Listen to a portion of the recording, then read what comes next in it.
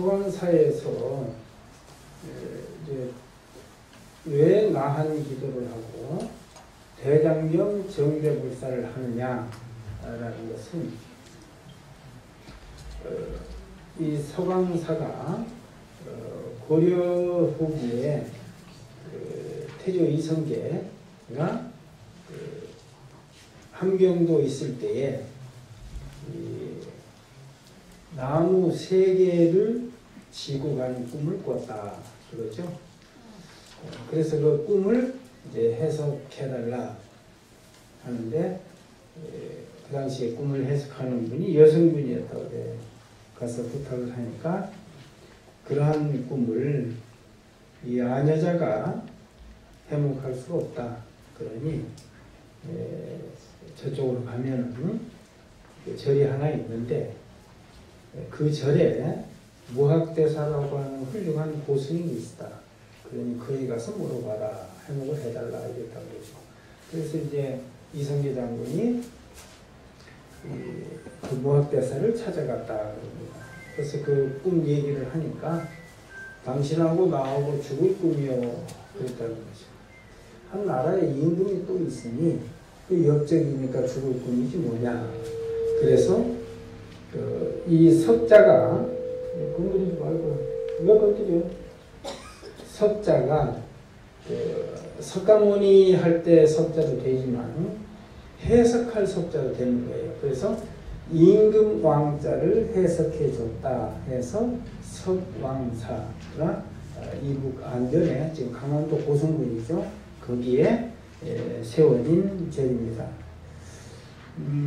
그래서 저희 스님이 여기에 터를 잡고 서왕사라고 이름을 지면서 우리 민족이 통일을 해야 앞으로 힘있는 나라로서 잘 살 수가 있다. 그러니 통일을 염원하는 그러한 사찰로서 이렇게 그런 의미를 부여해서 중창을 하시게 된 거죠. 그래서 저희가 옛날에 절골이라 불렀었고 그 전에 조선시대 때 그러니까 일정 그 전까지만 해도 스님들이 도성 출입을 못했죠.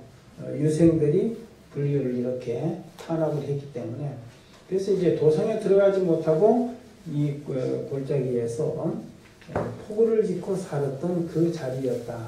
그래서 계산이라고 하지 않고 중창이라 이렇게 이름을 붙였습니다.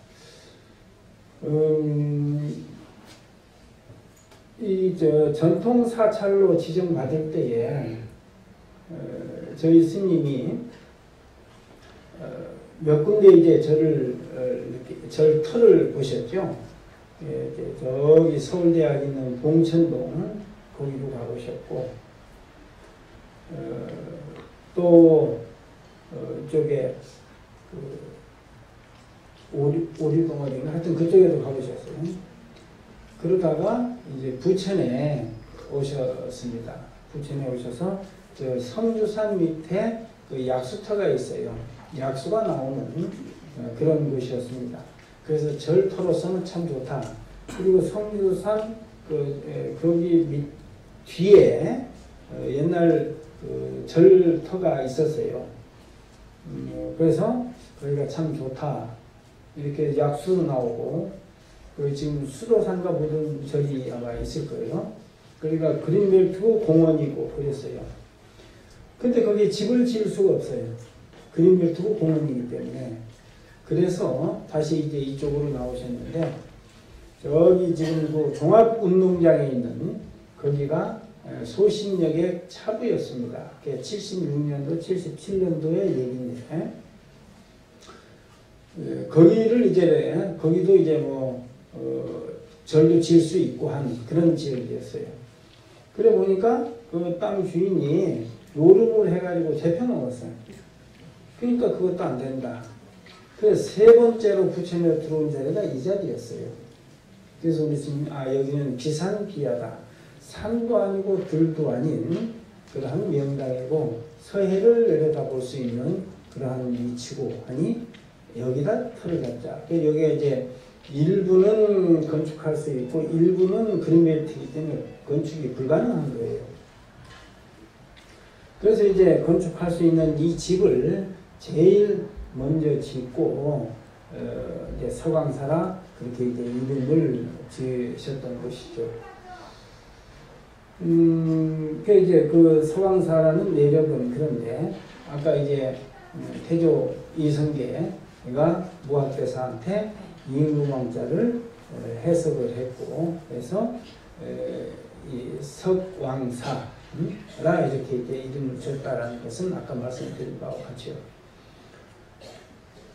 근데 그 석왕사에 태조 이성계가 그때에 그 무학대사가 하시는 말씀이 아무리 꿈이 좋아도 정성을 들여야 된다. 그 정성을 들이지 않으면 그 꿈은 이루어지지 않는다 하는 가르침이었어요. 그래서 어떻게 해야 됩니까? 하는데 그때 마침 그 안변 근처에 절이 한 군데 있었는데 그 절이 전란으로 인해서 다 파괴가 됐다. 근데 거기에 나한을 500분을 모셨다. 그러니까 그 나한 500분하고 거기에 이제 대장경 목판이 봉안되어 있었대요. 그 대장경 목판을 이 서광사로 모셔라. 이제 그렇게 한 거예요. 그런데 한 분씩 당신이 모셔야지 누구 시켜도 안 된다. 그래서 계속 한 분씩 이렇게 모시게 된 거예요. 500분을 모시려면 얼마나 힘들었겠어요. 그 마지막에 가서는 두 분을 한 번에 모시고 갔다는 거예요. 그래 모셔놓고 그 다음날 보니까 나한님 한 분이 없어요. 그래 그 절에 가보니까 거기가 계시더라는 거예요. 그래가 또 다시 모셔다 놨는데 또 없어진 거예요. 그래서 마지막 날 보면 그렇게 정성을 안 들여가지고 뭐가 되겠느냐. 그래서 마지막 나한을 위패로 모셨다. 이렇게 이제 전해져 내려오는 전설이죠. 그래서 이제 여기 500 나한을 모시고 500 나한 명호 독성지도를 하는 거예요. 전에 스님들도 특히 이제 공부하는 스님들이 나한 기도를 많이 했어요. 왜냐면은 이 푸뚝파딱 하는 이 지혜를 얻는 데는 나한 기도가 최고거든요.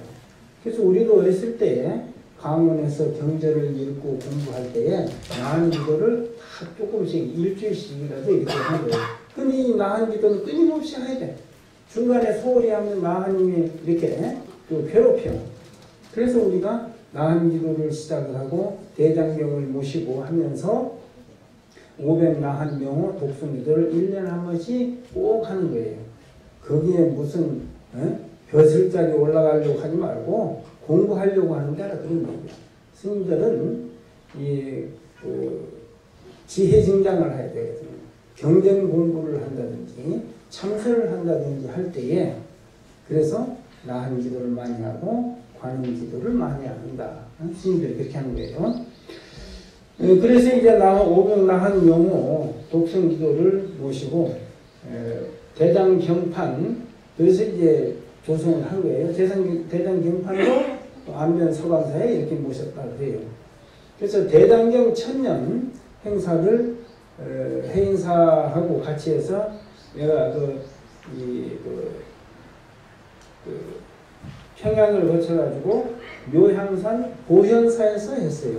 거기에는 해인사 8만 대장경을 세 구를 영인을 했어요. 임경, 영인이 아니고 임경을 해서 한 분은 이 동국대학교에 기증을 했고, 그래서 지금 동국대학교 그 박물관에 있고, 한 분은 보현사, 그 당시 묘향산 보현사에 봉안을 했고, 근데 묘향산 보현사에 가면 그게 그대로 보존대가 있어요.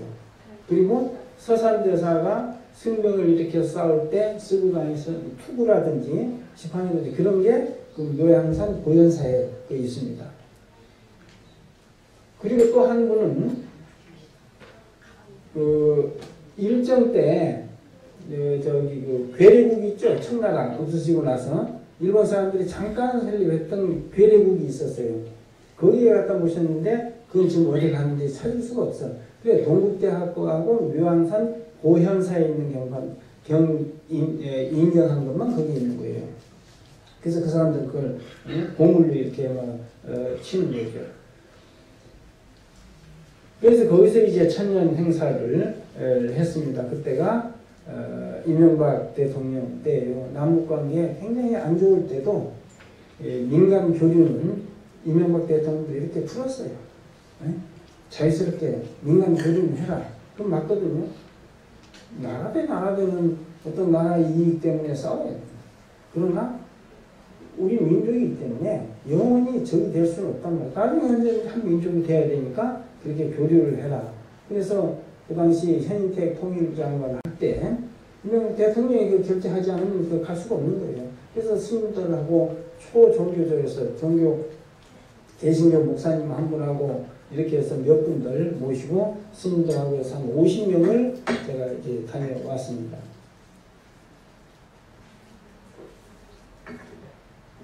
그래서 이제 나한명호 독성기도를 그렇게 하는 거고요. 그 다음에 이제 대장경 정대불사라에서 끝나는 날 목판 대장경을 머리에 이고 정대 이렇게 받든가 그 말이에요. 머리에 이고 이제 법성도를 도는 거예요. 그 법성도는 화엄경을 요약해서 이렇게 만드는 것을 법성도라 이렇게 해요. 그래서 그 법성원령 무이상 하면서 한 바퀴 돌면은 화엄경 공부를 다 한 것이다. 이 불조삼경이라고 하는 것은 부처님 말씀과 조사님의 말씀을 합쳐서 세 가지를 합쳐가지고 불조삼경이라 이렇게 얘기를 해요. 그 첫째가 42장경. 부처님 말씀을 42장으로 이렇게 딱 나눠서 설명해 놓은 아주 간단한 경전이 있어요. 그것을 42장경이라 이렇게 하고, 그 다음에 불유교경, 부처님께서 열반하시기 전에 설법하신 거, 거기서는 스님들이나 일반 신자나 그런 모든 사람들이 살아가야 될 말씀을 유언처럼 해놓으신 말씀이에요. 그게 어떻게 살아라 라고 하는 거 굉장히 중요한 경전인데, 42장경이 산스크리트어가 중국에 들어와가지고 처음으로 중국 한문으로 번역한 것이죠. 그가 이제 그게 다시 이제 우리 들어오는데, 그 다음에 이제 그 위산경책, 위산영우선사가 경책이라고 하는 것을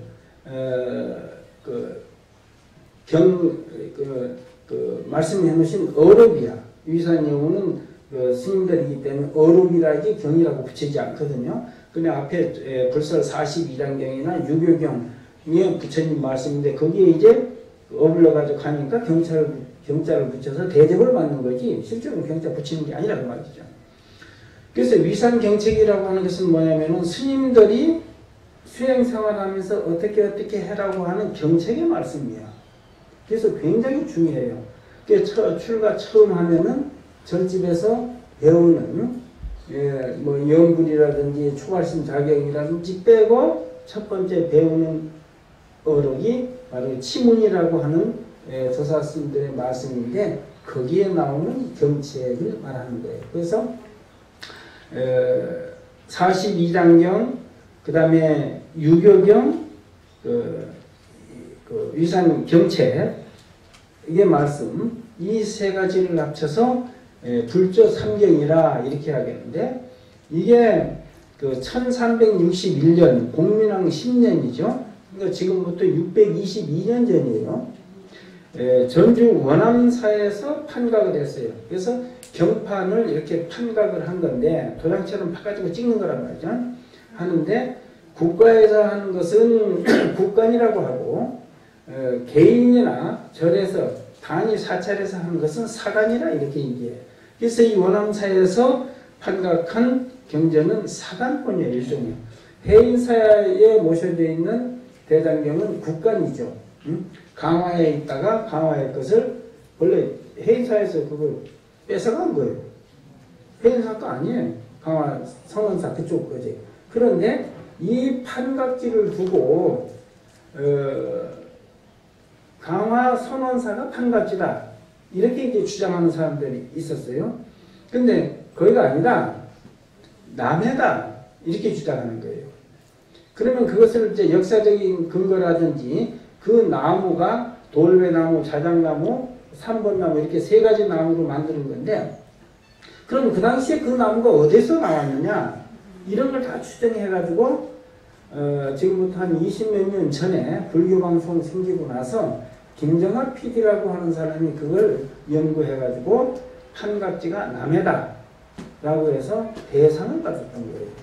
거기에 같이 동조해 주시는 분이 박상국 박사라고 하는 분인데 그분도 남해가 판각지가 맞다 이렇게 이제 주장을 하는 거예요. 그럼 그걸 어떻게 해서 그쪽으로 이동이 됐느냐라고 하는 것은 전쟁 때 그쪽으로 강화도로 피해가 있기 때문에 그쪽으로 모셔갔다 뭐 이런 주장이죠. 그게 이제 국간이 되는 거고 사간이라고 하는 것은 아까 말씀드렸듯이 각 사찰이나 또 개인이 이렇게 판각한 것을 사간본이라 이렇게 얘기하는데 해인사 다음으로 경판이 많은 데가 어딘지 알아요? 응? 해인사는 국간이고 사간으로서 쌍계사가 그다음 제일 많은 거예요. 또 강남 봉원사에도 있어요. 응?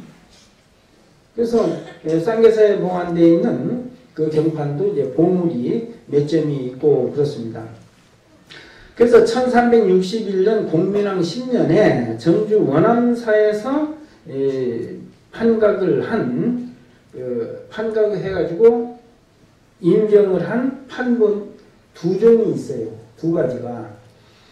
근데 그것은 하나는 보물 169-1호고 그것은 리움미술관, 삼성에서는 리움이 있죠.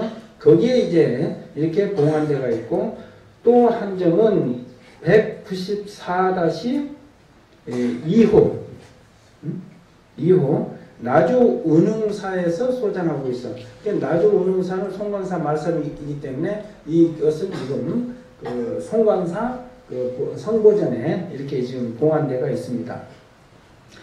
이렇게 이제 두 점이 622년 전에 임경한 그 불조 성경 두 권이 있는데 그 두 권이 다 그 보물입니다. 보물인데 그 리움미술관에 소장되어 있는 그 판본은 머릿말에 몽산덕이 그 서문 첫째 장이 없는 거예요.